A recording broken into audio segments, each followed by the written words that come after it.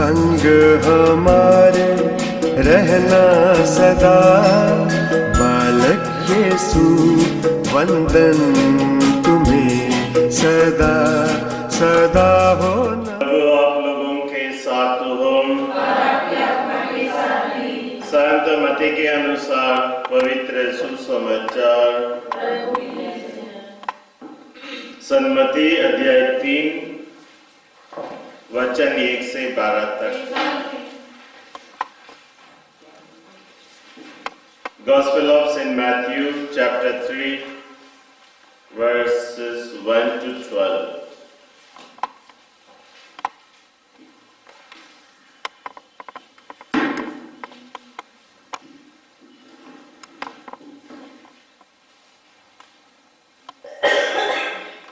उन दिनों योहान बपतिस्मा प्रकट हुआ और यहूदियों के निर्जन प्रदेश में यह उपदेश देने लगा, पश्चाताप करो, स्वर्ग का राज्य निकट आ गया है। यह वही था जिसके विषय में नबी यशायाह ने कहा था, निर्जन प्रदेश में पुकारने वाले की आवाज, प्रभु का मार्ग तैयार करो, उसके पथ सीधे कर दो। योहान उनके रोगों का कपड़ा पहने और कमर में चमड़े का पट्टा बंधे था। उसका भोजन टिड्डियां और वन का मधु था। यरूशलेम, सारी यहूदिया और समस्त यरदन प्रांत के लोग योहान के पास आते थे और अपने पाप स्वीकार करते हुए यरदन नदी में उससे बपतिस्मा ग्रहण करते थे।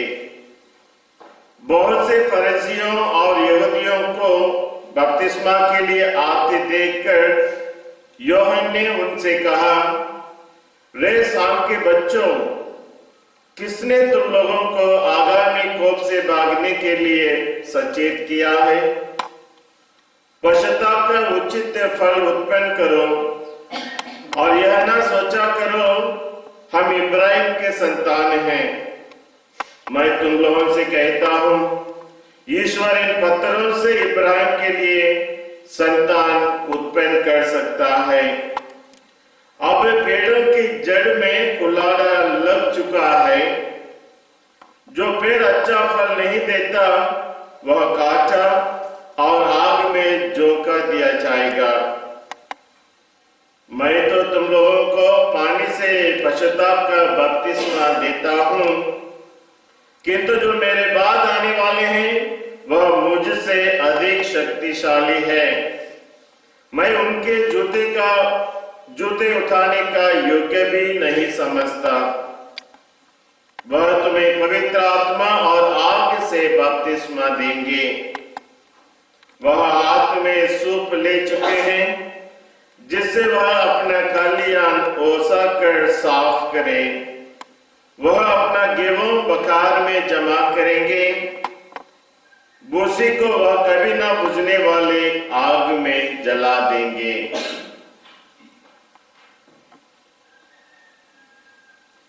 यह प्रभु का पवित्र सुसमाचार है।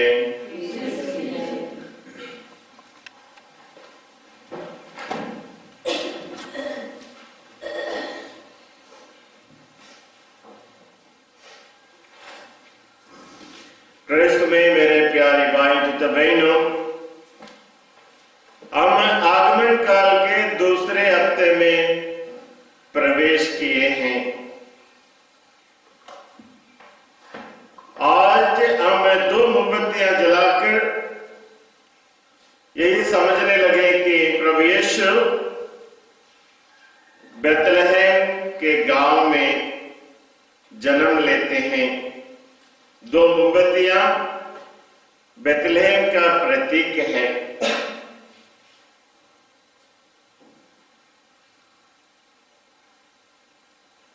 आज योहान बपतिस्मा पश्चाताप के बारे में हमें समझाते हैं। प्रभु यीशु को स्वागत करने के लिए हमारे एक व्यक्तियों के जीवन में पश्चाताप की जरूरत है। पश्चाताप। सिस्टर मेरी उल्टी नीचे मत करो। पश्चाताप का मतलब अपना पापों के लिए मैंने अपना पापों के लिए दुख होना, क्योंकि मनुष्य पाप करते हैं। पश्चाताप का मतलब अपने पापों को स्वीकार करना है और दुखी होना है। और तीसरा भी है, स्वीकार करना है, दुखी होना है और फिर ना करने के लिए निश्चय करना है। ये तीन बातें होती हैं। पाप को स्वीकार करना है और पापों के लिए दुख प्रकट करना है और फिर नहीं करने के लिए निश्चय करना है। दैट इज रियल पश्चाताप। और हम लोग कभी कभी पश्चाताप करते हैं, कासिमिर, स्वीकार करते हैं, पापों के लिए दुख प्रकट करते हैं, मगर तीसरी बात को हम छोड़ देते हैं। कौन सी बात? फिर ना करने का, इस विचार को हम छोड़ देते हैं। और जब ये तीसरी बात नहीं है फिर ना करने का, फिर हम वही गलतियों को दोहराते हैं, फिर आकर पाप स्वीकार करते हैं और फिर उसी को दोहराते हैं। सो और पश्चाताप इज कंप्लीट, पूर्ण बनता है आशीष, जब हम गलतियों को स्वीकार करते हैं, दुख प्रकट करते हैं और फिर ना करने का निश्चय करते हैं। फिर ना करने का निश्चय मतलब यदि आप ये रास्ते से जाते हैं और हमेशा गलती करते हैं, रास्ता को बदल देना है। चेंज ऑफ योर माइंड, अपने माइंड यानी अपने सोच को बदलना है, अपने रास्ते को बदलकर दूसरे रास्ते में जाना है, पलटना है, मोड़ना है। दैट इज रियल पश्चाताप, रिपेंटेंस। तो यूहन्ना बपतिस्मा हम सबों को चेतावनी देता है, ना केवल उन यहूदी लोगों को, आज हम सबों को यही संदेश देता है कि यदि आपके जीवन में असली फल उत्पन्न होना है, आपका जीवन फलदायक होना है, तो हमारे जीवन में भी इसी प्रकार की पश्चाताप होना चाहिए, जिसमें हम हर एक व्यक्ति वचन देते हैं ईश्वर के साथ, फिर उस गलती को ना दोहराने की।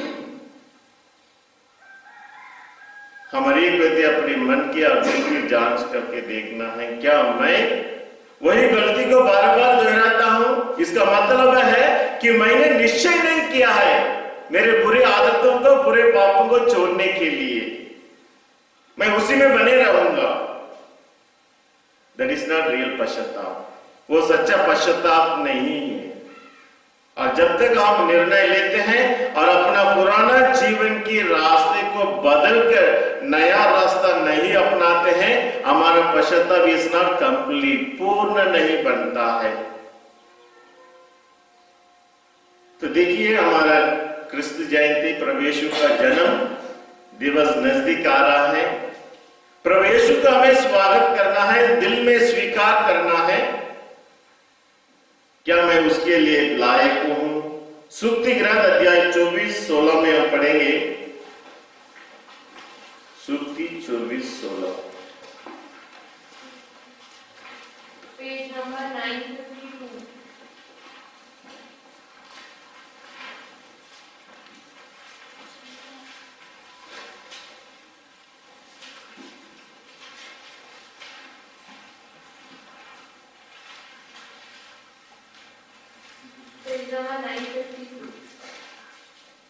क्योंकि धर्मी भले ही 7 बार गिरे वह फिर उठेगा। 24, जबकि दुष्ट विपत्ति में नष्ट हो जाता है। आप लोग इस वचन को मेरे पास दोहराइए। अलवी ने अच्छा पढ़ा। धर्मी भले ही 7 बार गिरे वह फिर उठेगा। धर्मी कौन है? धर्मी वही है जो प्रभु की भक्ति करता है, सेवा करता है, लगातार प्रभु के साथ संबंध रखता है। यदि वह आदमी जो प्रभु के इतने नजदीक रहने वाला दिन में 7 बार अपराध करता है,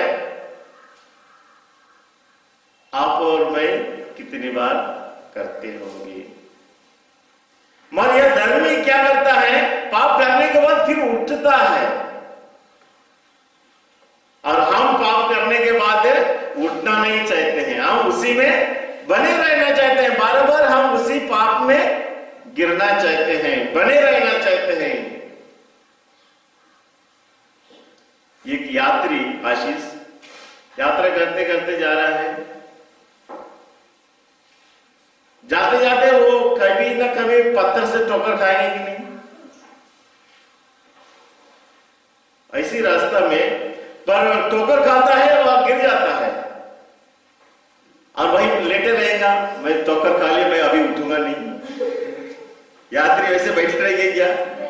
अलविन क्या करेगा, उसकी यात्रा उसको पूरा करना है, मगर वो क्या करेगा, उठेगा और थोड़ा होशियार रहेगा, you'll be very careful, और सतर्क रहेगा और ठोकर ना खाते हुए अपनी यात्रा को पूरा करने के लिए प्रयास करेगा। तो वैसा हमारी एक व्यक्ति यात्री है, हमारा कोई पक्का ठिकाना है इधर आशीष? नहीं, आज रहेंगे कल नहीं रहेंगे, वी आर ऑल ट्रैवलर्स, यात्रा करने वाले हैं। तो इस यात्रा में हम बहुत बार ठोकर खाते हैं, पाप में गिरते हैं, मगर पाप में बने नहीं रहना है, वही पाप को हमें फिर से नहीं दोहराना है, और जो ही पाप को बार बार वैसी को दोहराता है वह वही लेटे रहना चाहता है, मेरा यात्रा खत्म हो गया, मैं आगे नहीं बढ़ूंगा। No, we are all travellers, हमें उठकर आगे बढ़ना है। इसलिए हमारे उस बुरे पाप को या जो आदतें हमें हैं उसे छोड़कर सतर्कता से, होशियार से, फिर ना ठोकर खाने के लिए अपनी यात्रा को आगे बढ़ाना है। यही हमारे क्रिश्चियन की यात्रा, प्रभु की ओर जो हम करते हैं, और इसलिए हमें सतर्क रहना है, होशियार रहना है, फिर से वो बुराइयों को नहीं दोहराने के लिए। लूकास 3:3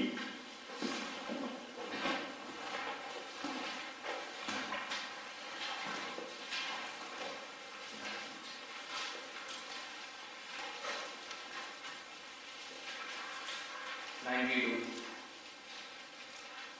लूकास 3:3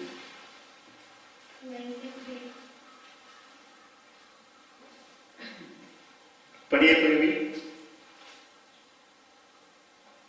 वह यरदन के आसपास के समस्त प्रदेश में घूम घूम कर पाप क्षमा के लिए पश्चाताप के बपतिस्मा का उपदेश देता था, जैसा कि नबी ईसाया की पुस्तक में लिखा है, निर्जन प्रदेश में या तो वह यरदन के समस्त गांव में, आसपास के समस्त प्रदेश में घूम घूम कर पाप क्षमा के लिए पश्चाताप की उपदेश दिया करता था। घूम घूम कर सबों के लिए, तो यूहन्ना बपतिस्मा का लोगों को प्रभु यीशु को स्वागत करने के लिए रास्ता बताता है, और वह रास्ता है पश्चाताप के रास्ता। और यह पश्चाताप के रास्ता ना केवल सिर्फ चुने हुए कुछ लोगों के लिए, मगर सारी जनता के लिए, एवरी मैन एंड वुमन, हर मानव जो इस दुनिया में है, घूम घूम कर सबों को पश्चाताप के लिए बुलाता है। और जब पश्चाताप करने के लिए लोग प्रभु के यूहन्ना बपतिस्मा के वचनों को सुनते हैं, और जब वचन सुनते हैं वह वचन उनके दिल की गहराई में पहुंचता है, और इसलिए भीड़ के भीड़ यरदन के नदी में आते हैं। अच्छे लोग, बुरे लोग, फरीसी लोग, सदुकी लोग, हर किस्म के लोग, और हर मानव अच्छा फल तभी अपने जीवन में उत्पन्न कर सकता है और जब उसका दिल परिवर्तित हो जाता है। और लोग यूहन्ना बपतिस्मा के बात सुनने के लिए भीड़ के भीड़ में आते थे, और क्योंकि वे सभी अपने आप को पापी समझते थे, और जब वे पापी समझकर यूहन्ना बपतिस्मा के वचन सुने और वह वचन उनके दिल में उतरा, तो वह दिल पवित्र हो जाता है। पाप स्वीकार किया और यूहन्ना बपतिस्ता ने क्या किया? जल की बपतिस्मा दिया। कौन सी बपतिस्मा दिया? जल की बपतिस्मा देकर यही बताना चाहता है, बपतिस्मा दिया कि ना उनको पानी में डुबाया। पानी में डुबाने से पाप क्षमा हो जाता है? वो तो सारे शरीर का मैला निकल सकता है, मगर बपतिस्मा ऐसी एक चीज है, it is an external sign, बाहरी चिन्ह है मगर आंतरिक परिवर्तन है। What is baptism? Baptism is external sign, बाहरी रूप से फादर पानी डालता है मगर क्रिया होती है हमारे दिल में, क्योंकि बपतिस्मा के समय पवित्र आत्मा काम करता है, दिल में प्रवेश करता है और दिल की हर बुराइयों को बाहर निकालता है। और जब दिल पवित्र हो जाता है, यीशु के लिए ठिकाना तैयार हो गया। यीशु के लिए ठिकाना तैयार हो गया है। Yeshu is ready to come into our hearts. और इसलिए हमारा दिल को बदलने की जरूरत है, हमारे सोच को बदलने की जरूरत है, हमारे व्यवहार को बदलने की जरूरत है। और लोग भीड़ के भीड़ क्यों आए? क्योंकि वे प्रभु के वचन से प्रभावित हुए। They were attracted towards God's word। और जब तक प्रभु के वचन हमारे दिल में प्रवेश नहीं करता, हम कभी शुद्ध नहीं हो सकता है। बाहरी रूप से हम शुद्ध हो सकते हैं मगर हमारा आंतरिक जीवन हर प्रकार की बुराई से भरा रहेगा। और इसलिए हमें वही व्यक्ति पश्चाताप करेगा, पाप स्वीकार करेगा जो अपने आप को पापी मानता है। और पापी तब मानेगा जब वह ईश्वर के वचन को सामना करता है। और ईश्वर के वचन को सामना करने के लिए हमें ईश्वर के वचन को सुनने की जरूरत है। और जितनी ज्यादा वचन सुनेंगे उतना ही हमारे दिल में अपने आप की अपनी कमजोरियां प्रकट होने लगती है। इसलिए वचन सुनने की जरूरत है सिमी। और जब तक हम वचन नहीं सुनेंगे, हम समझेंगे मैं कितने अच्छा इंसान हूं, मेरे समान अच्छा और शुद्ध आदमी कोई नहीं।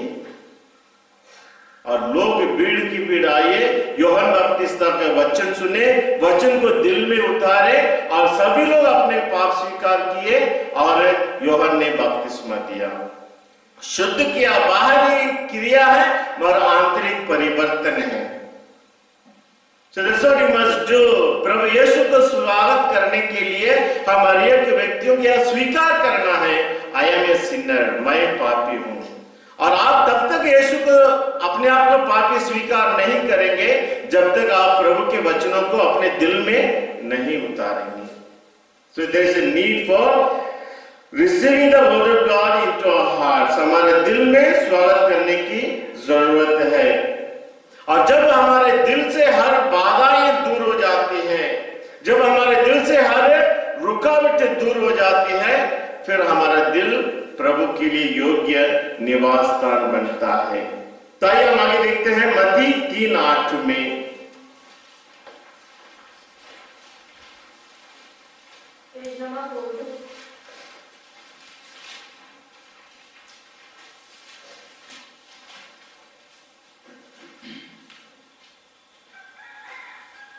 कोई पढ़िए।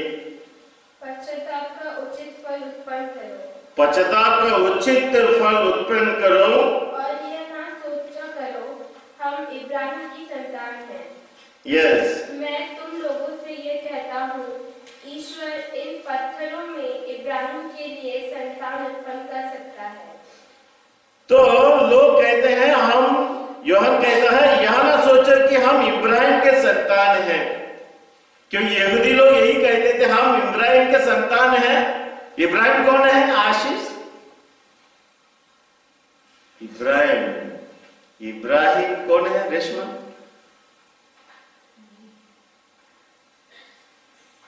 हम इब्राहिम के संतान बोलते हैं। आप किसकी संतान हैं? ईश्वर की संतान है।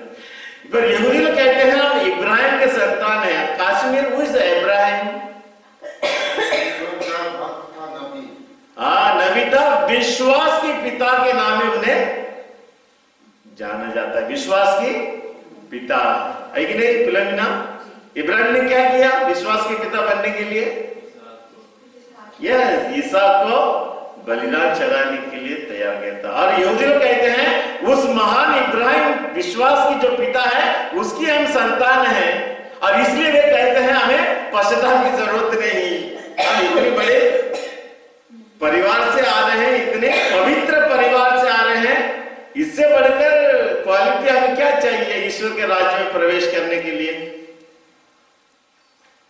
मगर यीशु बोलता है नहीं, तो इब्राहिम का भी संतान क्यों ना हो, जब तक तुम्हारे जीवन में परिवर्तन नहीं, जब तक तुम्हारे जीवन में नयापन नहीं, जब तक तुम्हारे जीवन से अच्छा फल नहीं उत्पन्न नहीं होता, तुम स्वर्ग के राज्य से दूर रह जाओगे।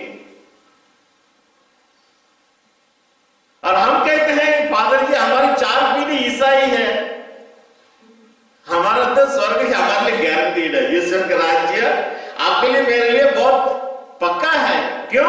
हमारे 4-5 पीढ़ी फादर, हमारे घर से कितने जन फादर बन गए, सिस्टर बन गए, और हम लोग शुरुआत से हम जो भी फादर आते हैं उनकी बहुत हम सेवा करते हैं।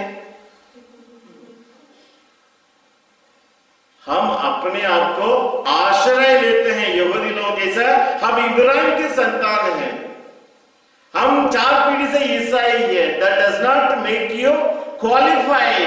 स्वर्ग राज्य पहुंचने के लिए आपको क्वालिफिकेशन नहीं देता है। स्वर्ग राज्य पहुंचने के लिए हम किसी का भी संतान क्यों ना हो, हमें अपने जीवन में पश्चाताप करके पाप के जीवन को त्याग कर अच्छा फल उत्पन्न करने की जरूरत है। इसलिए यूहन्ना बपतिस्ता कहता है ईश्वर अपने लिए इन पत्थरों से भी, यरदन नदी के किनारे बहुत पत्थर होंगे, पत्थरों से ईश्वर इब्राहिम के लिए संतान उत्पन्न कर सकते। उत्पन्न कर सकते पत्थर से, ये तो मट्टी से बना सकता था, फिर पत्थर से अच्छा गोल गोल पत्थर से गोल गोल बच्चे बना सकते। ईश्वर बहुत प्यारे प्यारे सुंदर सुंदर। इसलिए यह ना सोचा करो हम इब्राहिम के संतान, इसलिए हमें पश्चाताप की जरूरत नहीं, इसलिए हमें कोई गारंटी नहीं है।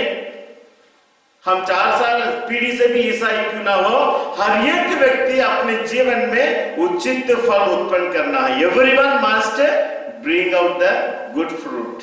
फ्रूटलेसनेस, फलहीन जीवन हमें बर्बादी की ओर ले जाती है।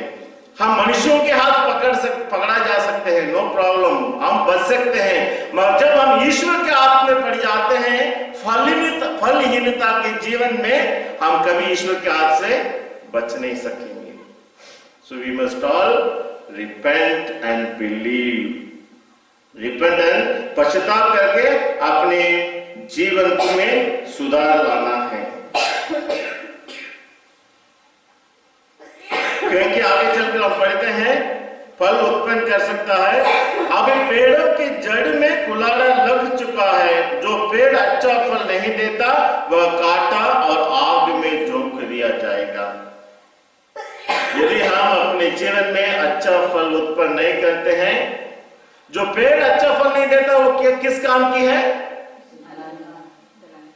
पानी गर्म करने के लिए। आजकल ठंडी मौसम है ना, अच्छा पानी गर्म करके नहाने धोने के लिए काम में आ जाएंगे। वैसा हमें अनंत आग में बेच दिया जाएगा, जहां आग कभी नहीं बुझती है।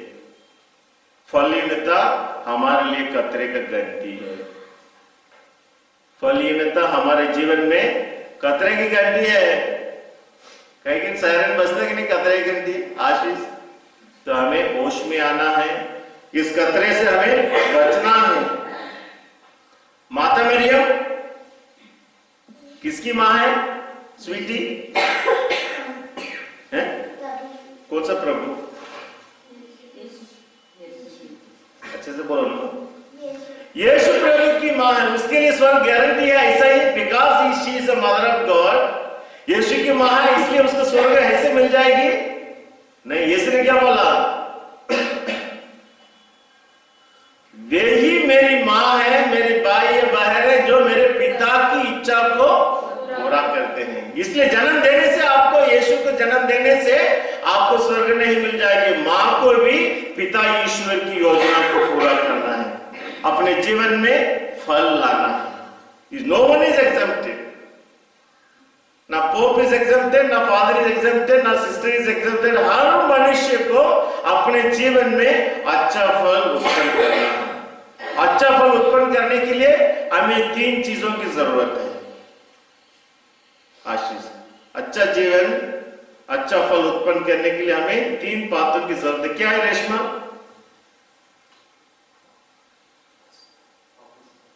पाप स्वीकार करना है, पश्चाताप करना है, और फिर नहीं करने का, इसको भूलना नहीं है। दिस इज द रियल पश्चाताप।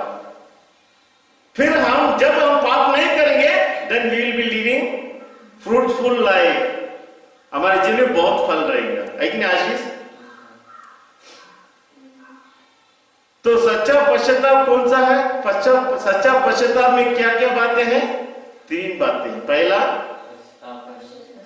पहले स्वीकार करना है, दूसरा है पश्चाताप होना, दुखी होना है, मैंने यीशु को क्रूस पर चढ़ाया मेरे पापों से, और तीसरा है फिर नहीं करने का संकल्प लेना है। These 3 things we must not forget. लूकस 11:13 में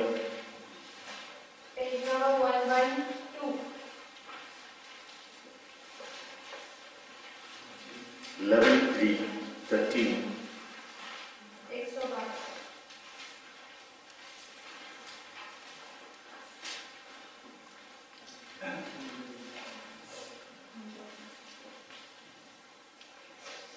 कोई भी पढ़िए। बूढ़े होने पर भी यदि तुम लोग अपने बच्चों को सहज ही अच्छी चीजें देते हो, तो तुम्हारा स्वर्गीय पिता मांगने वालों को कोई आत्मा क्यों नहीं देगा? आप लोग इस वचन को मेरे पास दोहराइए। बुरे होने पर भी यदि तुम लोग अपने बच्चों को सहज ही अच्छी चीजें देते हो, तो तुम्हारा स्वर्गीय पिता मांगने वालों को पवित्र आत्मा क्यों नहीं देगा? जब आप प्रार्थना करते हो, आप क्या मांगते हो? क्या मांगते हैं प्रार्थना करने से? जयंती, आप क्या मांगते हो? मेरा पति जल्दी अच्छे से सुरक्षित ड्यूटी से वापस आना चाहिए, मेरे बच्चे तो बाहर जो अच्छे पढ़ना चाहिए। मगर जब हम प्रार्थना करते हैं, हम सबों के लिए सबसे पहले हमें मांगना है पवित्र आत्मा। पवित्र आत्मा ही हमें अच्छी प्रार्थना करने के लिए प्रेरित करता है। So first you ask for the Holy spirit. है कि नहीं वंदना? आप प्रार्थना करते समय, प्रार्थना करने के लिए आपको पवित्र आत्मा की जरूरत है। प्रेरित करता है किन किन चीजों के लिए हमें प्रार्थना करनी चाहिए, और इसलिए हमें पहले पवित्र आत्मा के लिए हमें प्रार्थना करना है।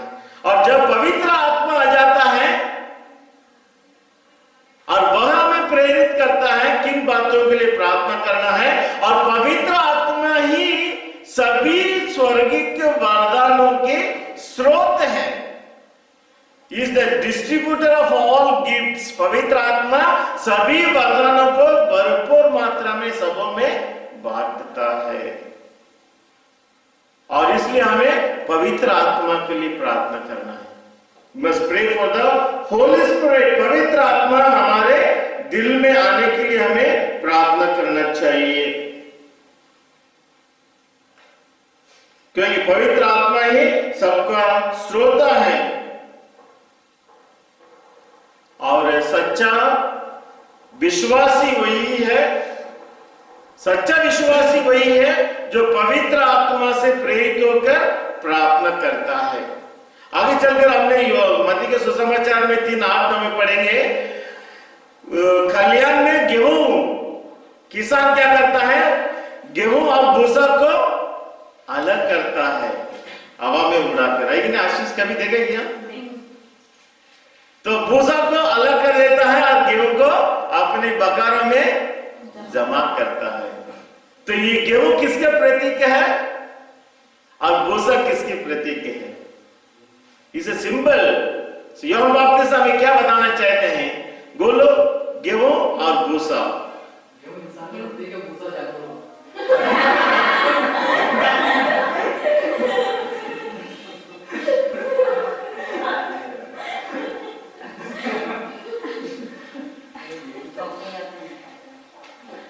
जानवर और भूसा। गेहूं उन लोगों के प्रतीक है जो सच्चे विश्वासी है, जो सच्चा पश्चाताप करते हैं और एक फल उत्पन्न करने वाला जीवन जीते हैं। वो गेहूं उनके प्रतीक है और भूसा उन लोगों के प्रतीक है जो 10 बजे तक सोते हैं। भूसा उन लोगों की प्रतीक है जो अविश्वासी है, जो पश्चाताप नहीं करते हैं, जो प्रभु का वचन नहीं सुनते हैं और अपने जीवन को बिना फल के जीना चाहते हैं। वो भूसा है, इसलिए जड़ों में जब पेड़ की जड़ों में कुल्हाड़ा लग चुका है उसे आग में जा, ऐसा भूसों को भी आग में जलाकर गर्म पानी बनाने के लिए इस्तेमाल करें। जानवरों के प्रति में जानवर बेचारा क्या करेंगे? वो कोई गलती नहीं करता है, वो अपना जीवन बराबर जीता है, मगर मनुष्य अपना जीवन फलदायक जीवन नहीं जीता है। मनुष्य जानवर जैसा बनकर जीवन में कोई उद्देश्य नहीं है और इसलिए हमें गेहूं के समान, जो गेहूं वैल्यू है, महत्व है, बहुत प्यारे हैं और सुंदर हैं और हमें और दूसरों के लिए जीवन देता है, वैसा हमारा जीवन गेहूं के जैसा ना केवल हमें जीवन देता है, गेहूं के समान हम भी दूसरों के लिए अपना जीवन बांटना है। गेहूं को बकारों में जमा किया जाएगा, स्वर्ग में जमा करने के लिए हमारा निवास स्थान है, हमारा रहने के ठिकाना है स्वर्ग, वहां हमें जमा करेंगे। यदि हम गेहूं के समान साफ सुथरे रहेंगे, फलदायक रहेंगे, महत्वपूर्ण रहेंगे और दूसरों के जीवन में भूख मिटाएंगे, लाभदायक, हमें दूसरों के जीवन में लाभदायक बनना है। और इसलिए भूसा जैसे जीवन जीने वालों को ही यूहन्ना बपतिस्मा कहता है हिपोक्रेट, ढोंगी। उन सभी ढोंगी है जो पश्चाताप नहीं करते हैं, जो अपने पाप के जीवन को बदलना नहीं चाहते हैं, वे ढोंगी है। अनंत आग में उन्हें चला दिया जाएगा। और जब तक हम इस दुनिया में रहेंगे, हमारे बीच में जैसे एक समुदाय है, बड़ा चर्च में ज्यादा समुदाय है, दोनों किस्म के लोग रहते हैं, गेहूं भी रहता है, भूसा भी रहता है, मगर दिखने में सब अच्छे हैं, बाहरी रंग रूप कितने साफ सुथरे दिख रहे हैं, सबका अच्छा बाल बना हुआ है, नया कपड़ा पहना है, नया साफ सुथरा कपड़ा कम से कम, मगर गेहूं और भूसा को तब तक साथ में रहना है जब तक समय नहीं आ जाता है, हमें साथ रहना है। जब समय आ जाएगा, कुल्हाड़ा लगने के समय आ जाएगा, तब भूसा को अलग किया जाएगा और गेहूं को अलग किया जाएगा। तब तक हमें साथ रहना है। पहचानना मुश्किल है, कौन अच्छा है, कौन बुरा है, कौन पश्चातापी है, कौन पता लगा मुश्किल है कि नहीं Reshma? We cannot see external appearance, बाहरी रूप रंग से हम किसी को बोल नहीं सकते हैं। हर हफ्ता गिरजा आने से भी यह नहीं बोल सकते हैं कि हम संत हैं, जब तक हम पश्चाताप नहीं करेंगे। और इसलिए आपके दिल की परिवर्तन, आपके दिल की पवित्रता आप और ईश्वरी जानते हैं, नो वन नोस। और इसलिए सब चर्च में आने से मात्र पर्याप्त नहीं, मगर हर व्यक्ति को पश्चाताप करके, स्वीकार करते हुए, अपने पापों के लिए रोककर हमें रास्ता बदलकर एक नया रास्ता अपनाने की जरूरत। दैट इज द रियल पश्चाताप जो ईश्वर हमसे चाहते हैं। और यीशु को स्वागत करने के लिए हम सबों को इस प्रकार के पश्चाताप की जरूरत है। लूकास 5:32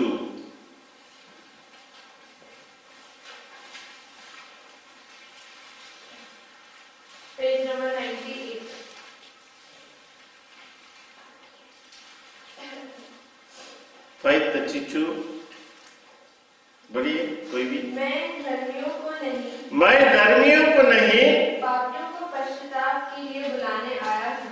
पश्चाताप के लिए बुलाने आया हूँ। आप लोग इस वचन के मेरा बात हो रहा है, मैं धर्मियों को नहीं, पापियों को पश्चाताप के लिए बुलाने आया हूँ। यूहन्ना बपतिस्मा किसको बुलाने आया? पापियों को बुलाने आया। यीशु भी अपना प्रवचन का शुरुआत करते आरंभ करते किसको बुलाने आया? मैं पापी लोग पश्चाताप करो, ईश्वर का राज्य निकट आ गया है। और प्रभु यीशु के वचनों में इतनी सामर्थ्य है। जब यीशु ने नाकेदार को बुलाया, नाकेदार कौन है? Who is that? मती। वो तुरंत प्रभु यीशु के वचनों में इतनी सामर्थ्य है, उनके वचनों में वो तुरंत छोड़कर आता है। प्रभु यीशु के वचनों में इतनी सामर्थ्य है कि हर पापी उसके पीछे, उसके वचन सुनने के लिए, उसके पीछे अनुसरण करने के लिए तैयार हो जाता है। और वही प्रभु का वचन आज भी हमें सुनाई देता है। आज कैसे आप सुन रहे हो प्रभु का वचन? फादर के माध्यम से। हम प्रभु के वचन बाइबल से पढ़ सकते हैं घर में। यीशु हमसे बातें करते हैं, आज भी पश्चाताप के लिए यीशु हमें बुलाते हैं। Through his praise, through the Bible, how do we respond? हम किस प्रकार प्रभु के वचनों को सुनकर जवाब देते हैं? How do we respond? क्योंकि प्रभु यीशु का इस दुनिया में आना एक ही मकसद के लिए, पापियों को बुलाने आया हूं। यानी क्षमा इज गारंटीड। हर पापी जो यीशु के पास आता है उसके लिए 100% पाप क्षमा इज गारंटीड। इसलिए हमें इतना भी हिचक नहीं होना है, मैं इतना बड़ा पापी हूं, क्या ईश्वर मुझे क्षमा कर सकता है? आपके पाप से भी बढ़कर है, महान है ईश्वर की दया। इसलिए हम हर एक व्यक्ति या कोई भी व्यक्ति जो पापी है, इतना भी सोचना नहीं चाहिए कि क्या ईश्वर मुझे क्षमा करेगा। यीशु कहता है मैं पापियों को ही बुलाने आया हूं। यीशु का इस दुनिया में आना आप और मेरे जैसा पापी लोगों के लिए है, ना केवल हमारे लिए मगर सारी दुनिया, हर मानव के लिए।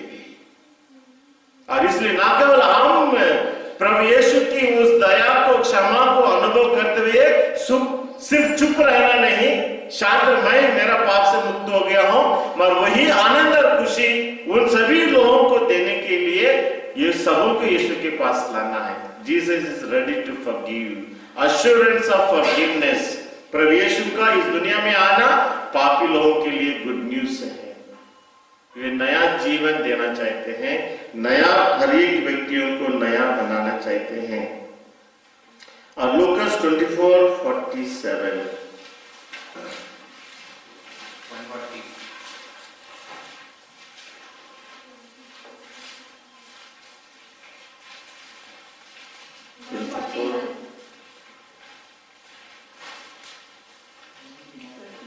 अभी तक बोलने पड़े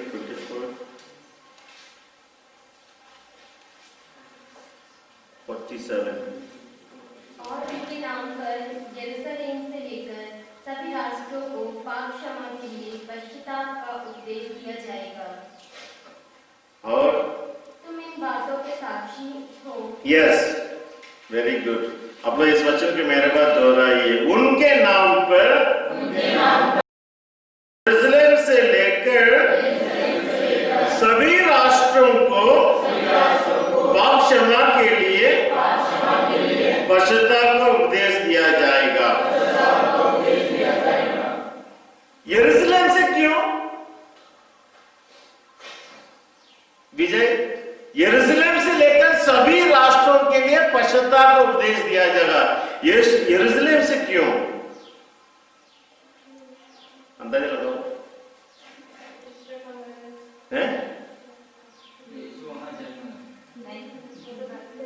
यरूशलेम से लेकर सभी राष्ट्रों को सुसमाचार, पश्चाताप का सुसंदेश सुना दिया जाएगा। यरूशलेम से क्यों तेरेसा बहन? यरूशलेम is the place of murderers. यरूशलेम ऐसी एक जगह है जहां लोगों ने यीशु को मारा है, हत्यारा है। वो ऐसी लोगों का अड्डा है यरूशलेम जहां हत्यारे जमा है। और यीशु कहता है पश्चाताप पाप क्षमा उनके लिए पहले। और इतनी बड़ी गंभीर, यीशु को मारने वालों को ही क्षमा मिल सकती है तो बाकी लोगों को क्यों नहीं? देखिए यीशु की दयालुता कितनी महान है। जिन लोगों ने उसे क्रूस पर चढ़ाया, यीशु कहता है सबसे पहले पश्चाताप का वरदान, पाप क्षमा का वरदान उन लोगों के लिए मिले। मैं धर्मियों के लिए नहीं, मैं पापी लोगों के लिए आया हूं। और सबसे बड़े पापी, महान पापी जिन्होंने यीशु को क्रूस पर चढ़ाया, और उनको यीशु अलग नहीं करते हैं। मगर सबसे पहला वरदान पश्चाताप के वरदान, नया जीवन जीने के वरदान वहीं से शुरुआत होती है। इसलिए यरूशलेम से लेकर सभी राष्ट्रों के लिए, हर मानव, सभी राष्ट्रों ने हर मानव के लिए पश्चाताप का उपदेश दिया जाएगा। और यीशु कहता किसके नाम से? किसके नाम से पश्चाताप के वरदान दिया जाएगा, घोषणा किया जाएगा? किसके नाम से? देखो लिखा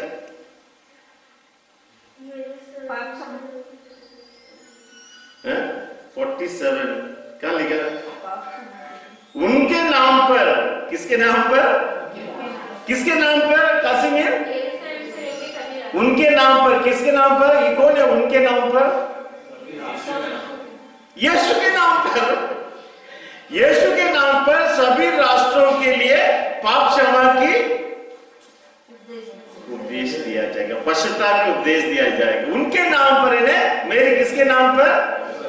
यीशु के नाम पर, ईश्वर के नाम पर नहीं, यीशु के नाम पर। क्योंकि यीशु ही क्रूस पर चढ़ा है, क्यों? यीशु ही आपके पापों के लिए दुख उठाया है, मृत्यु सहा है, असहनीय दर्द को सामना किया है। इसलिए उनके नाम पर हमें पाप क्षमा मिलती है। यीशु के दुखों के माध्यम से हमें स्वर्ग राज्य का हमारे लिए तो द्वार खुलता है यीशु के नाम से। और यीशु के बिना हमारे लिए जीवन नहीं। यीशु के नाम से क्यों? क्योंकि वही इस धरती पर आता है, मानव बनता है, दुख सहता है, क्रूस पर मरता है, और इसलिए वह एक माध्यम है। पिता ईश्वर ने यीशु को, सारी मानव जाति को स्वर्ग ले जाने के एक माध्यम बनाया। और यह माध्यम प्रभु यीशु इस प्रकार के जीवन को जिया। इसलिए उनके नाम पर, प्रभु यीशु के दुख के नाम पर, क्रूस मृत्यु के नाम पर, प्रभु यीशु के दुखों के नाम पर पश्चाताप की उपदेश दिया जाए। प्रभु यीशु के नाम में शक्ति है, यीशु के नाम में सामर्थ्य है। यीशु के नाम सुनकर आकाश और पृथ्वी और पाताल के हर जीवी घुटने टेकते हैं। और इसलिए उनके नाम पर पश्चाताप के उपदेश देने के लिए यीशु सलाह देते हैं। अंतिम निर्देश है प्रभु यीशु प्रेरितों के लिए उनके नाम पर। और इसलिए हर पाप क्षमा, हर वरदान हमें यीशु के नाम से मिलता है। इन महीने प्रभु यीशु के नाम से यरूशलेम से लेकर हर जगह पर। यरूशलेम क्यों? क्योंकि यरूशलेम हत्यारों का अड्डा है। हत्यारों का क्या है? कहीं कहीं पीने वालों का अड्डा है।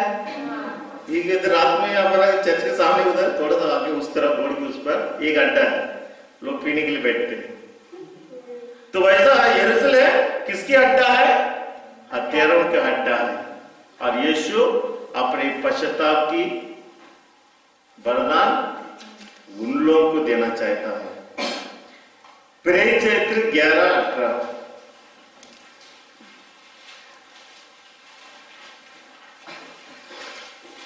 नंबर 201।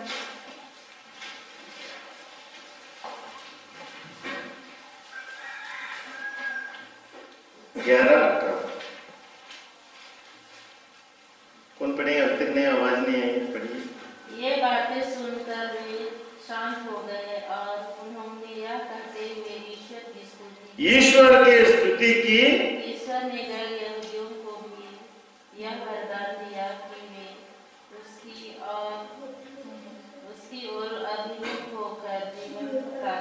यस, इस बात को मेरे बात दोहराइए। ये बातें सुनकर वे शांत हो गए और उन्होंने यह कहते हुए ईश्वर की स्तुति की। ईश्वर ने गैर यहूदियों को भी यह वरदान दिया कि वे उसकी ओर अभिमुख होकर जीवन प्राप्त करें। ईश्वर की ओर अभिमुख होना और जीवन प्राप्त करना, अभिमुख होने का वरदान, यह वरदान दिया है। यहूदियों को भी यह वरदान दिया है। ये कौन सा वरदान के बारे में बोल रहे हैं? वरदान, यस, बोलिए आशीन, आलविन। पश्चाताप के वरदान यहूदियों को भी मिला है। ये यहूदी ने किसको? गैर यहूदी। Who is the गैर यहूदी? यहूदी तो हत्यारे हैं जो यरूशलेम में। Who is the गैर यहूदी? बाकी सभी लोग गैर यहूदी, यानी ऑल नेशंस। तो यीशु के आगमन का लाभ सिर्फ यहूदियों के लिए नहीं, गैर यहूदियों को भी वरदान मिला है। यानी God has given the gift of repentance हर मानव के लिए उपलब्ध है। यानी हर मानव के लिए स्वर्ग का द्वार खुल गया है। नहीं तो यहूदी लोग सोचते थे कि यीशु सिर्फ हमारा है, हमारे लिए आया है। मगर जब पेत्रुस एक दिन छत के ऊपर प्रार्थना कर रहा था, उसको एक दर्शन मिला। आपको याद है क्या? किसी को क्या दर्शन मिला? पेत्रुस एक दिन छत में प्रार्थना कर रहा था, उस समय उसको एक दिव्य दर्शन हुआ। यह सच्चाई बताने के लिए कि प्रभु यीशु क्रिस्त का आगमन, पश्चाताप के वरदान सभी राष्ट्रों के लिए। राफेल ब्रदर याद है क्या? पेतरुस को यही दृश्य दर्शन हुआ कि वो आंखें बंद करते प्रार्थना करते समय स्वर्ग से एक चादर नीचे उतारी गई है कि नहीं? फिल्म में याद है क्या? स्वर्ग से एक चादर उतारी गई उसके आंखों के सामने, और उस चादर में उसने क्या देखा? फल फूल, हर किस्म के पक्षी, हर किस्म के जानवर, हर किस्म के खाने लायक चीजें। पेतरुस बोला, पेतरुस, ईश्वर आवाज आई, इस पूरे चादर में हर प्रकार के जानवरों को देखा और आवाज स्वर्ग से आई, पेतरुस इसे मारो और खाओ। पेतरुस ने क्या जवाब दिया? प्रभु, मैं कभी ऐसी चीजों में हाथ नहीं लगाया, मैं नहीं खा सकता हूं। तो ईश्वर ने क्या बोला? जो ईश्वर ने बनाया उसे अशुद्ध मत कहो। ये सब ईश्वर ने आपके लिए बनाया है। ईश्वर ने आपके लिए बनाया है। हर मानव ईश्वर के लिए, ईश्वर ने अपने लिए बनाया है, और इसलिए सभी लोग ईश्वर के राज्य के लिए हकदार है। और इसलिए वचन कहता है, जब यह वचन समझकर, जब यह बातें, वह दृश्य पूरा हो जाता है, पेतरुस समझ लेता है कि पश्चाताप के वरदान सभी गैर यहूदियों के लिए भी है, और इस सच्चाई को आकर लोगों के सामने बताता है। और तभी लोग ईश्वर की स्तुति करते हैं कि ईश्वर ने गैर यहूदियों को भी यह वरदान दिया है, पश्चाताप के वरदान, ताकि वे ईश्वर की ओर अभिमुख हो जाएं, पापी जीवन को छोड़कर ईश्वर के रास्ते में आ जाएं और जीवन प्राप्त करें। कौन सा जीवन?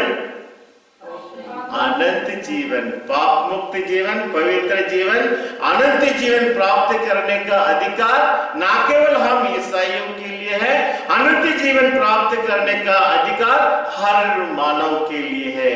हर मानव को ईश्वर पश्चाताप के लिए वरदान देता है, और इसलिए पश्चाताप के वरदान हर मानव के लिए है। सिर्फ हमें उन्हें बुलाना है, हम उन्हें ईश्वर के पश्चाताप के वरदान के संदेश बताना है। और यदि ईश्वर के वचन और ईश्वर के पश्चाताप के वरदान हर मानव के लिए है, यह सुसंदेश है। They were all very happy people जब सुना है ईश्वर की यह संदेश सबों के लिए है, तो बहुत खुश हो जाते हैं, ईश्वर की स्तुति करते हैं। और जब ईश्वर का राज्य सबों के लिए है और सभी जने भाई बहन हैं, हर मानव आपस में भाई बहन बन जाते हैं, रिश्तेदार बन जाते हैं। ऐसा रहते समय जब सुसमाचार यीशु की संदेश सभी मानव को एकता में बांधने के लिए प्रयास करता है और इस प्रकार लोगों को स्वर्ग की ओर ले जाने के लिए ईश्वर अभिमुख होने के लिए हमें प्रेरित करता है कि हम में से ऐसे कितने लोग हैं, हम लोगों को एक दूसरों से अलग करते हैं। ये ऐसा है, ये वैसा है, ये नहीं चाहिए, ये नहीं चाहिए, वो नहीं चाहिए। ईश्वर का वचन तो जरूर मुझे चाहिए, प्रभु यीशु मुझे चाहिए, मगर प्रभु यीशु का संदेश आपको अच्छा नहीं लगता है, ये कैसी बात है? यीशु का संदेश है सभी लोगों को एकता में लाना है, और आप कहते हो मुझे ये परिवार अच्छा नहीं है, ये इंसान अच्छा नहीं है, ये मेरा पड़ोसी अच्छा नहीं है, और इसलिए मैं उन्हें अलग रखता हूं। ये बहुत बड़ी गंभीर बात है। ऐसे कितने माता पिता हैं, बुरे माता हैं, जिन बच्चे लोग कहते हैं अभी अभी माता पिता की जरूरत नहीं, अलग करते हैं। मुझे यीशु चाहिए, यीशु की संदेश चाहिए, वचन चाहिए, मुझे बहुत अच्छा लगता है। हर हफ्ता मैं संदेश मिस हो जाता हूँ, प्रार्थना करता हूँ, वचन सुनता हूँ, फाइन। मगर यीशु के संदेश के अनुसार क्या हम जीने के लिए उचित फल उत्पन्न करने का मतलब है कि हम हर एक के व्यक्तियों को वचन के मुताबिक जीना है। वचन कहता है हमें सभी लोगों की एकता में बांधकर ईश्वर की ओर ले जाना है। और आप कहते हैं मुझे सभी लोग नहीं चाहिए, जो मुझे अच्छे लगते हैं, जो मुझे प्यारे लगते हैं, वही मेरे जीवन में चाहिए। जिनको मैं नहीं चाहता हूं वे मेरे जीवन से उन्हें मैं दूर रखता हूं। कॉन्ट्रडिक्शन, एक तरफ आप कहते हैं मुझे यीशु चाहिए, आप कहते हैं मुझे प्रभु चाहिए, वचन चाहिए, संस्कार चाहिए, और दूसरी तरफ कहते हैं मुझे ये नहीं चाहिए, वो नहीं चाहिए, इसको अलग करता हूं, उसको अलग करता हूं। मैंने ऐसे कितने परिवार में मिलकर आया हूं जहां पति पत्नी आपस में एक दूसरों को नहीं चाहिए, 3-4 बच्चे हो गए हैं, बच्चे शादी के लायक हो गए हैं, अभी पति पत्नी एक दूसरों को नहीं चाहते हैं। ऐसे कितने माता पिता हैं बच्चों को त्यागते हैं, या बच्चे माता पिता को, ये ज्यादा गंभीर बात है। बच्चे अभी कहते हैं मुझे माँ बाप की जरूरत नहीं। माँ बाप कितने भूखे प्यासे तड़पते हैं, बीमारी में, अकेलापन में। बच्चे कहते हैं नहीं, मेरे पास समय नहीं। तो इस प्रकार की कॉन्ट्रडिक्शन हम दुनिया में देखते हैं। एक तरफ हम विश्वास को प्रकट करते हैं, मुझे यीशु चाहिए, वचन चाहिए, और यीशु के वचन के मुताबिक हम चलने के लिए तैयार नहीं है। इसलिए आज हमें सोचने की जरूरत है, क्या मेरा हर जीवन के हर क्षेत्र में प्रभु यीशु के वचन के मुताबिक मैं जी रहा हूं? इसी का मतलब है अपने जीवन में उचित फल उत्पन्न करो। वचन के लायक जीवन जीने के लिए प्रयास करने से ही हम उचित फल उत्पन्न करते हैं, नहीं तो हमारे जीवन में कुलाड़ा लग चुका है अनंत आग में फेंकने के लिए। सोचिए, मैं कहां तक मैं हर बातों में, हर क्षेत्र में प्रभु के वचन के मुताबिक जीने का प्रयास करता हूं। प्रेरित चरित्र 20:21 में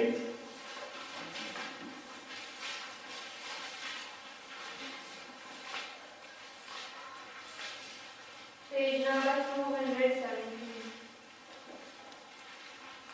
चलो ठीक है।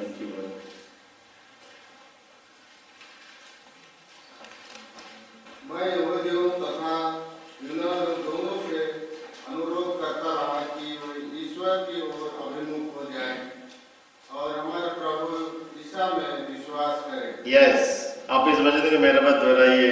मैं यहूदियों तथा यूनानियों दोनों से अनुरोध करता रहा कि वे ईश्वर की ओर अभिमुख हो जाएं और प्रभु ईसा में विश्वास करें। पहले किसने सभी लोगों को एकता में बांध कर रहने के लिए आदेश दिया, वचन दिया है? पेतरुस, है कि नहीं?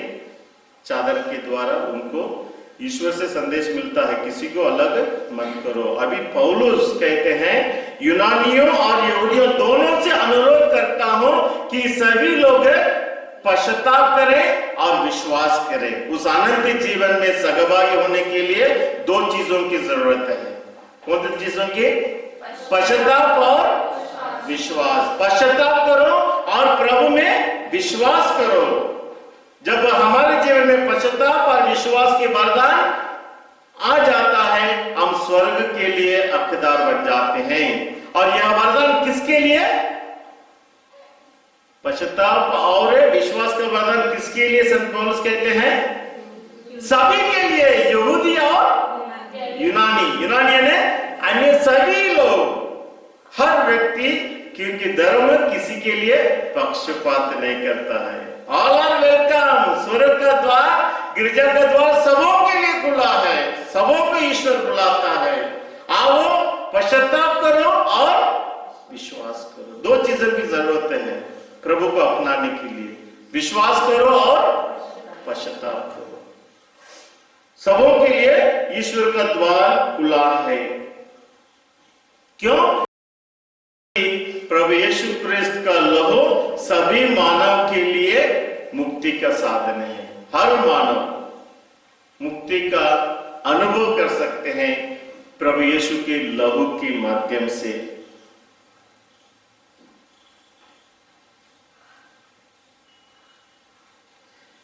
3:12 मत्ती 3:2। नंबर 3। पश्चाताप करो, स्वर्ग का राज्य निकट आ गया है। यस, यह वही था जिसके विषय में नबी इसायाह ने कहा था, निर्जन प्रदेश में पुकारने वाले की आवाज, प्रभु का मार्ग तैयार करो, उसके पथ सीधे करो। ओके, मत्ती कहता है पश्चाताप करो, ईश्वर का राज्य, ईश्वर का राज्य, स्वर्ग का राज्य और किसका राज्य? यीशु का राज्य। आप बाइबल में पढ़ते कि नहीं? या कहा स्वर्ग का राज्य और दूसरा है ईश्वर का राज्य है और तीसरा है यीशु का राज्य है। इसमें कोई अंतर है क्या? रेशमा, अंतर नहीं है। यस, ऑल आर सेम राज्य। तो ईश्वर का राज्य निकट आ गया है। ईश्वर का राज्य क्या है? जहां ईश्वर राज्य करते हैं। ईश्वर का राज्य, स्वर्ग का राज्य और यीशु का राज्य सब एक ही है। और जहां यीशु है वहां ईश्वर का राज्य है। और यीशु अभी आने वाला है, निकट है। ईश्वर का राज्य निकट है ना, यीशु आने का दिन निकट आ गया है। यदि यीशु आने का राज्य, यीशु का राज्य आने का दिन निकट आ गया है और वह यीशु का राज्य, यीशु आपके दिल में आना है। यस, हमारे एक व्यक्तियों के दिल में यीशु आना चाहते हैं, अपना राज्य की स्थापना करना चाहते हैं। और यदि यीशु हमारे दिल में राज्य करना है, यदि यीशु अपने को अपनाना है, तो हमें क्या करने की जरूरत है? पश्चाताप। पश्चाताप इस वेरी गंभीर बात है। पश्चाताप है कि नहीं रेशमा? पश्चाताप में कौन तीन चीजें जुड़ा हुआ है? स्वीकार करना, दुखी होना और फिर ना करने का संकल्प करना। दिस इज द रियल पश्चाताप। हम दो में रुक जाते हैं, है कि नहीं? तीसरा नहीं, तीसरा तो चलेगा। आपको तो फादर मैं कैसे छोड़ सकता हूँ? अभी एक दिन के लिए कोई लोग 40 दिन दारू नहीं पीते, ये तंबाकू नहीं खाते, जो अभी 40 आएगा बोलेंगे 40 दिन नहीं करेंगे, फिर शुरू। दैट इज नॉट रियल पश्चाताप। हम अपने आप को क्या कर रहे हैं? धोखा दे रहे हैं। पश्चाताप फिर वो रास्ते से कभी जाना ही नहीं। यदि पीने वाला वो संगति में मिलता है तो पीता है, तो वो संगति से कभी मिलना नहीं, फिर कभी बोलना नहीं उस तरफ। Turn from the other way. Yes, वचन 3 में हम क्या पढ़ते हैं? 3:3 में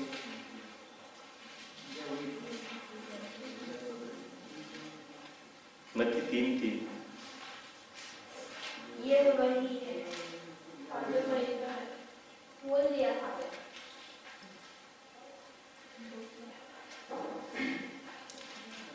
क्या बोलता अलविन? ये वही था कौन था? जिसके विषय में नबी साइस ने कहा। नहीं, वचन 7 में पढ़िए, 3-7। बहुत से फरीसियों और सदूकियों को बपतिस्मा के लिए आते देखकर यूहन्ना ने उनसे कहा, यस, सांप के बच्चों, सदुकी और फरीसी कौन है? सांप के बच्चे। कैसे हैं? सांप को मारते हैं आप? मेरे पास एक संजय है, वो 7 महीने मारूंगा बस, फादर को ही मारना है। अरे घर के अंदर घुस गया, नहीं फिर भी चले जाएंगे, मारना नहीं था। सांप के बच्चों, किसने तुम लोगों को आगामी कूद से भागने के लिए सचेत किया? तो बहुत बार हम बाइबल में पढ़ते हैं ये फरीसी और सदुकी। व्हाट इज फरीसी एंड सदुकी? हमें साफ सुथरा मालूम होना चाहिए। Who is this फरीसी? कोई भी बोलो। कश्मीर फरीसी कौन है? जो ईश्वर में विश्वास नहीं करते हैं, वो सब फरीसी है। वो तो नास्तिक है। फरीसी कौन है? अलविन बाइबल में इतना बार पढ़ा होगा। फरीसी शास्त्री कौन है? What is Alvin? Ashish, who is फरीसी?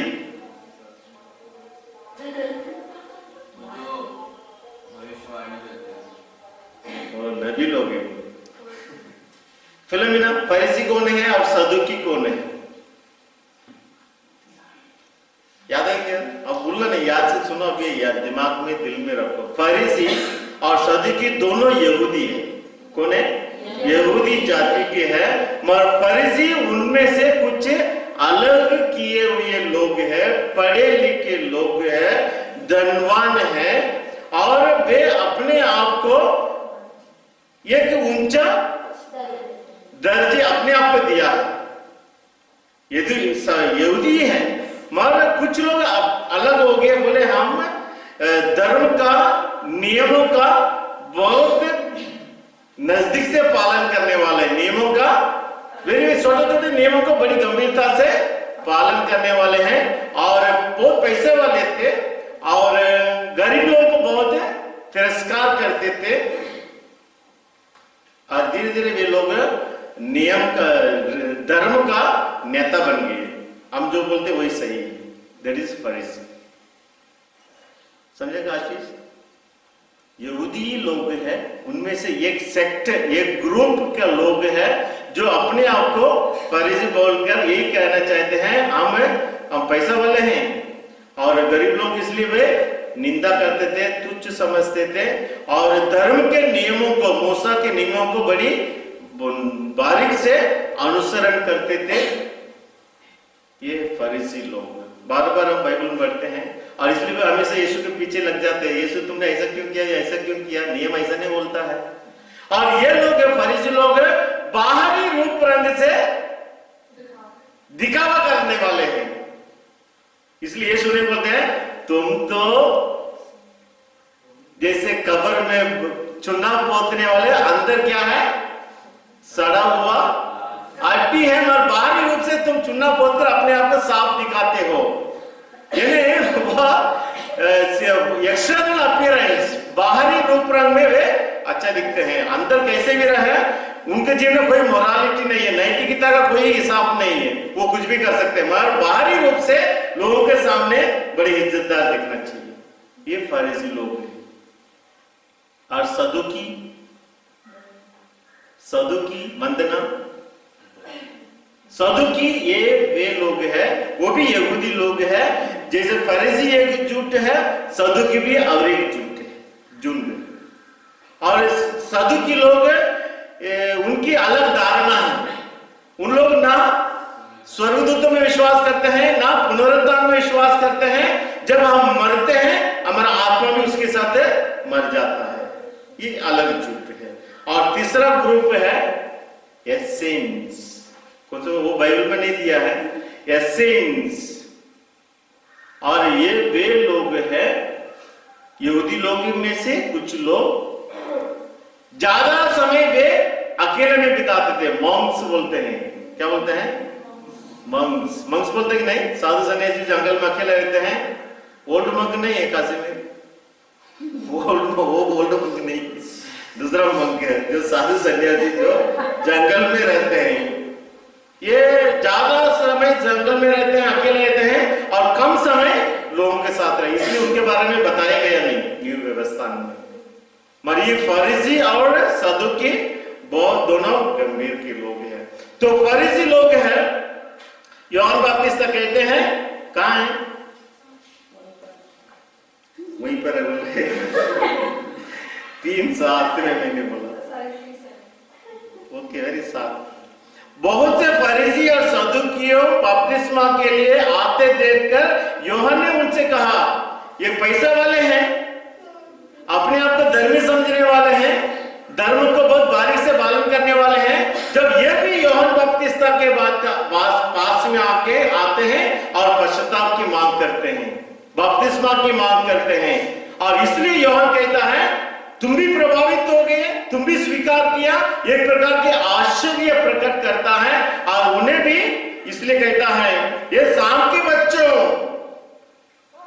शाम के बच्चे इसलिए फरीसी लोग और सदुकी शाम के बच्चे इसलिए हैं। शाम का अंग्रेजी में कहा है, अंग्रेजी बाइबल में वाइपर्स है कि नहीं? वाइपर्स बहुत बड़ा खतरनाक सांप होता है कि नहीं? जो भी vipers, have you seen vipers? 2 से 5 फीट तक लंबी होती है वो, और उसका साइज ज्यादा मोटा नहीं है, इतना उंगली से थोड़ा सा इतना मोटा, और वेरी पॉइजनस। काटने से आदमी तुरंत फूल जाता है और जगह पर ही मर जाता है। और यूहन्ना बपतिस्मा उन्हें वाइपर, इतने सांप के नाम से उन्हें बुलाता है, यानी इतने वो खतरनाक लोग हैं। फरीसी लोग क्या, वो सांप के समान, वाइपर के समान इतने खतरनाक लोग हैं, और वे भी पश्चाताप करने के लिए, प्रभु के वचन सुनकर पश्चाताप करने के लिए यूहन्ना बपतिस्मा के पास आए। और ये इतने बड़े कठोर दिल के लोग भी यूहन्ना बपतिस्मा के पास आए और पश्चाताप करने लगते हैं। इसलिए कहता है ये शाम के बच्चे तुम भी आ गए हो, वेरी गुड, या वेलकम। पश्चाताप उन्हें बपतिस्मा देता है। मगर क्या हम उन फरीसी लोगों के समान वाइपर्स हैं? इतने कठोर तो नहीं है। फिर हमें पश्चाताप के लिए क्यों नहीं आना चाहिए? हमें प्रभु की ओर अभिमुख क्यों नहीं होना चाहिए? क्योंकि वे जानते थे, अच्छी तरह जानते थे, बाहरी रूप रंग से हम ईश्वर को कुछ नहीं कर सकते हैं। जीवन में उचित फल उत्पन्न करना है। बाहरी रूप से वो बहुत है। हमारी बाहरी रूप रंग, हम कितने अपने आप को सजाते हैं। आशीष, सोना चांदी कान में नाक में पूरा टंगाते हैं, आभूषण लगाते हैं, लोगों को देखने के लिए हम कितने अच्छे, कितने सुंदर दिख रहा है। सफेदी पोते वाले कब्र के समान, अंदर क्या है वो यीशु ही जानता है। सड़े हुआ हड्डी अंदर है कब्रिस्तान में। क्या मेरे दिल में इस प्रकार की बुराई हम भरा हुआ है? और बाहरी रूप से इसलिए हम लोगों को कपड़े से देखकर पहचान कर कितने अच्छे कपड़े, कितना अच्छे इंसान है। नाटक कर सकते हैं लोग, क्या कर सकते हैं? Pretend to be holy. Pretend यानी नाटक करना, हर हफ्ता चर्च आना, हर हफ्ता प्रार्थना में भाग लेना, प्रिटेंड। सब लोग चलते चलो हम भी जाने, नहीं तो क्या बोलेगा, बाद में क्या बोलेगा। और बाद में जाकर फरीसी लोग जैसे हर प्रकार की बुराई करते रहो, मगर लोगों के दिखावे में भी बहुत अच्छे हैं। क्या मैं इसी प्रकार का दुविधा जीवन जी रहा हूं? सब लोगों के सामने अच्छे अच्छे कपड़े पहनकर, अच्छे अच्छे गहने पहनकर, सब लोगों के चर्च में सामने साथ चर्च जाकर अपने आप को अच्छा दिखाता हूं, मगर मैं अंदर सड़ा हुआ हड्डी के समान है। इसलिए संत यूहन्ना हमें बताते, ये शाम के बच्चों, क्या हम भी फरीसी लोगों के समान, सदुकी लोगों के समान इतने गंदगी से भरे हुए हैं? क्या हमारा जीवन और हमारे रहन सहन प्रभु के वचन के मुताबिक है? प्रभु की आगमन निकट है, हमें तैयारी करना है। हमारे घर को हम पुताई करेंगे, साफ सुथरा करेंगे जरूर, क्रिसमस के लिए कपड़ा बनाएंगे, पकवान बनाएंगे, है कि नहीं आशीष? मैं सिर्फ खाता हूँ, बनाता हूँ किसी का, क्योंकि दिवाली में अपने की मिठाई मिला है पड़ोसी से, अभी उनको भी हमें देना है। ये सब बाहरी रूप रंग है। जैसे फरीसी लोग बाहरी कपड़ा पहनकर अच्छे रहन सहन सोना आभूषण पहनकर अपने को मैं टंग टुंग टिंग टंग खाता हूँ चर्च में, बाहरी रूप रंग से हमें संतुष्ट नहीं हो। ये बाहरी तैयारी सब जरूरत है, कपड़ा जरूरत है, पकवान जरूरत है, खाना जरूरत है, पर इन सब से बढ़कर हम सबों को आत्मिक रूप से परिवर्तन होने की, दिल की परिवर्तन की, जीवन की परिवर्तन की एक नया रास्ते पर चलने की जरूरत है। नहीं तो हम सबों को भी वही शब्द मिलेगा, हे सांप के बच्चों, क्या हम सांप के समान, वाइपर के समान हर प्रकार की खतरे के घंटी अपने हाथ में बांधे, जहां कहीं भी आप जाते हैं लोगों के लिए खतरा बन जाते हैं? नो।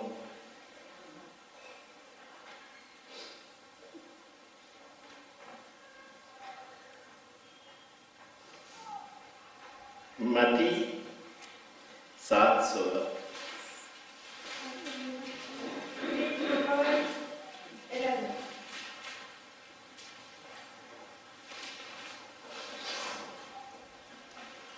7:16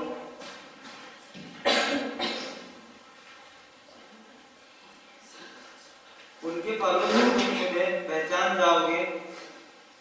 क्या लोग कटीली झाड़ियों से अंगूर या ऊंट कटारों से अंजीर तोड़ते हैं? यस, ये की वचन चाहिए आशीष। उनके फलों से तुम उन्हें पहचान जाओगे। किनके फलों से? उनके फलों से। जब हम पेड़ को देखते हैं बाहर आशीष, अच्छा हरा भरा है, सुंदर पत्ती है, बहुत चावदार है, वेरी शेडी, अब बोलेंगे अच्छा पेड़ बोलेंगे? अच्छा फूल भी होगा, अच्छा खुशबूदार फूल भी होगा, मगर उसका फल जब तक हम खाएंगे नहीं, ये पेड़ अच्छा है कि बुरा है क्या बोलना संभव है? नहीं। You must eat the fruit. नहीं आलविन? Yes, brother. उनके फलों से तुम उन्हें पहचानोगे।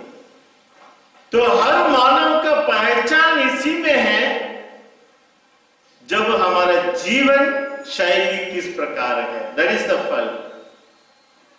इसलिए पत्ती देखकर हमें नहीं बोलना चाहिए, हम अपने कपड़े देखकर ये नहीं बोलना चाहिए, अपने गहने देख ये नहीं बोलना चाहिए ये बहुत अच्छा इंसान है, ये सब बाहरी रूप है, पर फलों को देखकर तुम उन्हें पहचान। 17 में क्या लिखा है? 16 में उनके फलों से तुम उन्हें पहचान जाओगे। इसलिए हर मानव का पहचान इसी में है, किस प्रकार के आचरण, किस प्रकार की जीवन हम जी रहे हैं, उसी से पता चलेगा इंसान कितना ईश्वर की ओर है, या गेहूं के समान है या भूसी के समान है। आप सब किसके समान बनना चाहते हैं? गेहूं। कितने लोग भूसे बनना चाहते हैं? जल्दी मेरे पास आ जाओ, पानी गर्म करने के लिए काम देगा। भूसा नहीं बनना, हमको गेहूं बनना है। इसलिए फूल पेड़ में कितना भी सुंदर क्यों ना हो, उसका निर्णय मत करो, उसका सुगंध कितना है। लोग चाहते अच्छा सुगंध मारकर आते हैं, सुगंध से और कितना अच्छा है, सुगंध अच्छा होगा, पर इंसान सुगंध और इंसान में दो फर्क है कि नहीं? यस, मैं कभी कभी बोलता हूँ मैं स्प्रे नहीं लगाया, मैंने फ्री में मेरे को मिल रहा सुगंध। कोई 700 रुपये डाल के स्प्रे मारकर आते हैं, आप उनके जगह बाजू में जाकर बैठ जाए, आपको फ्री मिल रहा है सुगंध।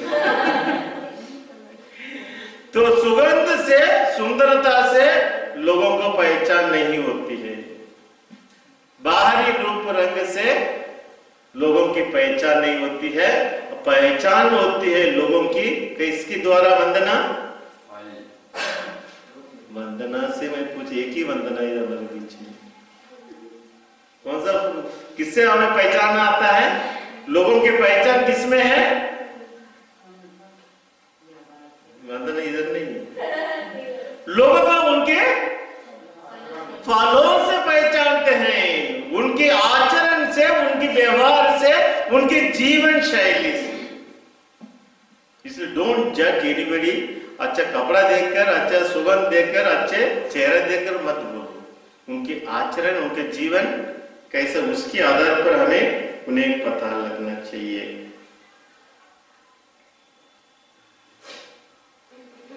और दूसरी बात है, लोगों की पहचान अपनी नौकरी से नहीं।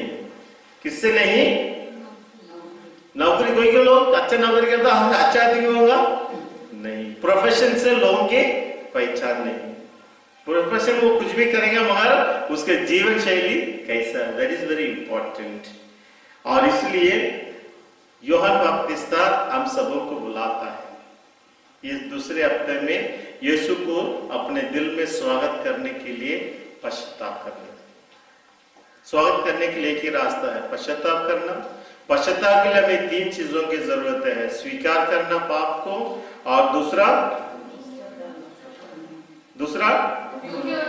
दुखी होना, और तीसरा कभी नहीं करने का संकल्प करना, फिर उसमें दोहराना नहीं।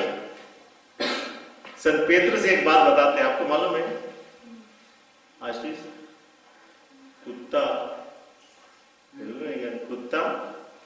अपना ही उल्टी खाने के लिए फिर जाता है, देखा कि नहीं? यस, जाता है। मालूम उसे घर के सामने हमेशा कुत्ता बैठे रहता है, इसने किया होगा। तो कुत्ता अपना ही वामन के पास लौटता है, भाई वैसे लिखा, कुत्ता अपना ही वामन के पास फिर लौटता है। और जब हम संकल्प नहीं करते हैं पाप फिर से नहीं करने के लिए, फिर क्या करते हैं? हम भी उसके समान, हम भी उसी के समान बन जाते हैं, फिर वही बातों को हम दोहराते हैं। इसलिए आइए हम प्रार्थना करें। हे सर्वशक्तिमान दया सागर पिता, आज आपने यूहन्ना बपतिस्मा के द्वारा हमारे जीवन में सच्चा पश्चाताप करने का और संकल्प करते हुए फिर से वो बुरा जीवन में, पाप के जीवन में ना जाने के लिए हम हमें आदेश देते हैं। प्रभु यीशु को हमारे जीवन में, हमारे परिवारों में स्वागत करने के लिए हमें अच्छी तरह तैयारी करने के लिए हमें जो सुंदर वचन आपने हमें सुनाए, हम आपको धन्यवाद देते हैं।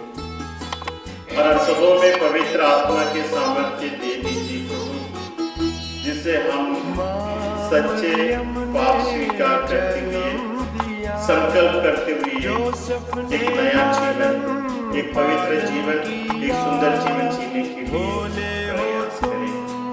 क्योंकि वचन कहता है उनके फलों से हम उन्हें पहचान सकते। हमारा जीवन का हर क्षेत्र में हम अच्छा फल ला सकते। यह संदेश, मुक्ति का संदेश, प्रवेश प्रविष्ट का आगमन न केवल हम विश्वासियों के लिए मगर हर यहूदी और यूनानी के लिए, हर जाति धर्म के प्रवेश प्रविष्ट का आगमन सबों के लिए मुक्ति करता है। सबों को पश्चाताप करने का वरदान दीजिए, सबों को विश्वास करने का वरदान दीजिए, ताकि हर मानव उस यीशु के राज्य के हकदार बन सके। हम यह प्रार्थना करते हैं